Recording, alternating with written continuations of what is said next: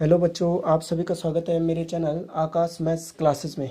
और आज मैं आपके लिए लाया हूँ एक प्रश्न है जो कि ग्रुप डी का है। आरआरबी के एग्ज़ाम में पूछा गया 2018 में कि हमें यहाँ पे भाग विधि द्वारा महत्तम समापवर्तक ज्ञात करना है। ठीक है, कि भाग विधि द्वारा हम महत्तम समापवर्तक कैसे ज्ञात कर सकते हैं। तो हमारे पास संख्या दे रखी है। ठीक है बच्चों, तो यहाँ पे हमारे पास है कि आरआरबी के ग्रुप डी में पूछा गया था। ये 2018 का प्रश्न है कि हमारे पास संख्या दे रखी है कि हमें यहाँ पे भाग विधि द्वारा महत्तम समापवर्तक ज्ञात करना है, वहाँ से ज्ञात करना है। तो चलिए इस प्रश्न को लिखते हैं। हमारे पास दिया है 2349। ठीक है, दूसरा है 2835। ठीक है बच्चों, 2835।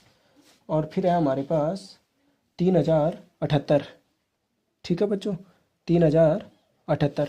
तो हमें इसका क्या ज्ञात करना है, HCF, वो भी भाग विधि द्वारा, जिसको हमने पिछले वीडियो में, मैंने एक वीडियो पहले ही अपलोड कर दी है आपके लिए कि हम महत्तम समापवर्तक क्या होता है, भाग विधि द्वारा और अभाज्य गुणनखंड विधि द्वारा। ठीक है बच्चों, अब चलिए शुरू करते हैं। तो हमें यहाँ पे पहले देखना है कि सबसे छोटी और सबसे बड़ी संख्या कौन सी है। तो आपको ज्ञात होगा कि सबसे छोटी संख्या हमारे पास है 2349 और सबसे बड़ी है 3000।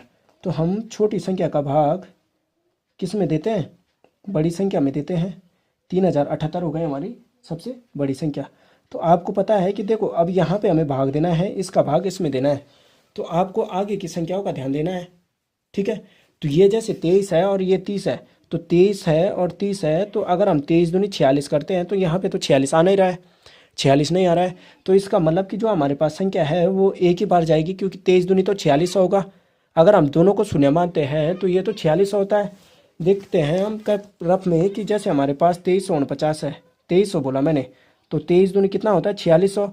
पर हमारे पास तो 3800 दिया है, 3078 दिया है। ठीक है बच्चों, तो 3078 दिया है, तो इसमें हमारा प्रश्न संभव होना मतलब भाग जाना पूर्ण विभाजित नहीं हो सकता है।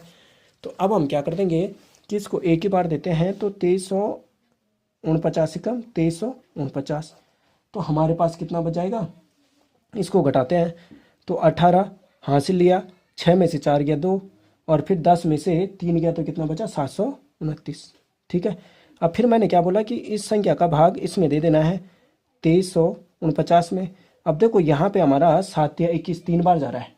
ठीक है, आगे की संख्या को देखो, अगर आपको समझ में नहीं आता है तो आगे की संख्या को देखो। जो भाजक है हमारा, भाजक को देखते हैं तो ये भाज्य है, तो भाज्य में देखना है। तो 7 एकम 7, 7 दूनी 14, 7 या 21, तो 21 हो रहा है, और 7 को 28 हो रहा है, तो ये तो 3 बार तो हमारा पूरा जा सकता है। ठीक है, 729 है, तो 7 या तो 21 होता है ना। और ये कितना है, 23 है, तो 23 में से 21 जाएगा तो हमारा तो शेष बच रहा है ना। तो बच रहा है, तो अर्थात मतलब हमारा 3 बार विभाजित हो सकता है। तो 7 या 21 हो रहा है, तो ये कितना हो जाएगा, 3 सते 9 या 27। ठीक है बच्चों, और 3 दूनी 6 और 2 8, और 7 या 2187। ठीक है बच्चों, 2187 हो गया। तो हमारे पास शेष फल बचा 2, 14 में से 8 जाएगा तो 6, और ये हो गया हमारा 162। अब 162 का हमें किस में देना है, 729 में। अब देखो 729 में देना है तो 16। अब ये देखो यहाँ पे तुम्हारे लिए थोड़ा कन्फ्यूजन होगा।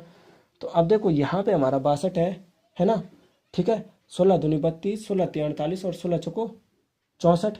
आगे की संख्या को देखना है, तो 16 का पहाड़ा देखते हैं। तो 16 दूनी 32, 16 तिया 48, 16 चौको 64।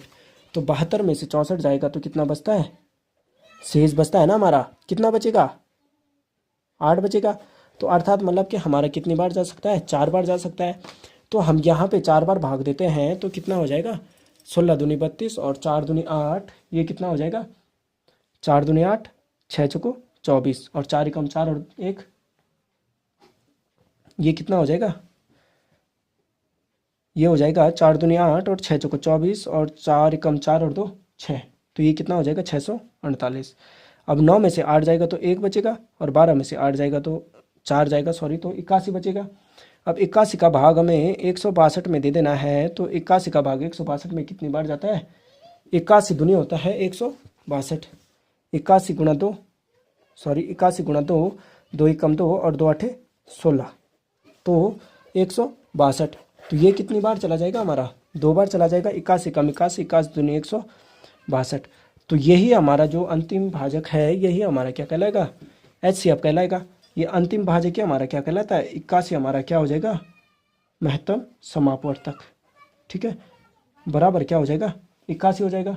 ठीक है बच्चों, अब 81 का भाग हम 2835 में, अब देखो हमने यहाँ पे तो ये देखा कि 2349 का भाग हमने 3078 में दिया, लेकिन अब हमें क्या करना है कि 81 का भाग जो हमारा भाग क्या आया, हमारा जो मासा आया, तो उसका भाग हम 2835 में देंगे तो कितना आता है।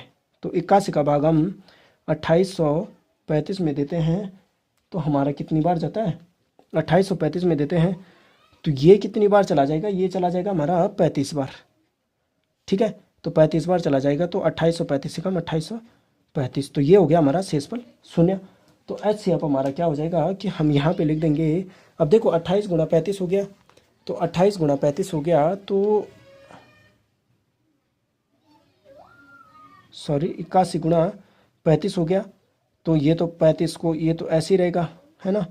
8 पंजे 40 हो गया, 8 दिया, देखो 8 पंजे 40 को 0, 8 दिया 24 और 4 28, तो ये हो गया ना 2835।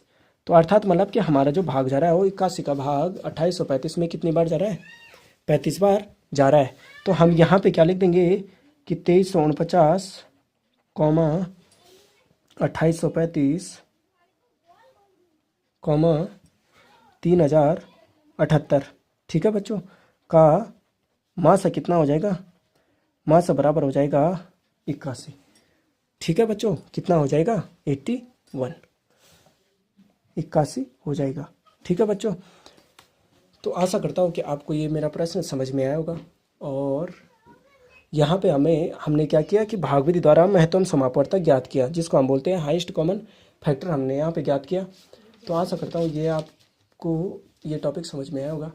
तो मेरे चैनल आकाश मैथ्स क्लासेस को लाइक शेयर एंड सब्सक्राइब करना ना भूलिएगा, और मेरे चैनल आकाश मैथ्स क्लासेस को लाइक शेयर एंड सब्सक्राइब करना ना भूलिएगा, और अपने दोस्तों के साथ और अपने परिवार के सदस्यों के साथ भी शेयर करना ना भूलिएगा। धन्यवाद बच्चों।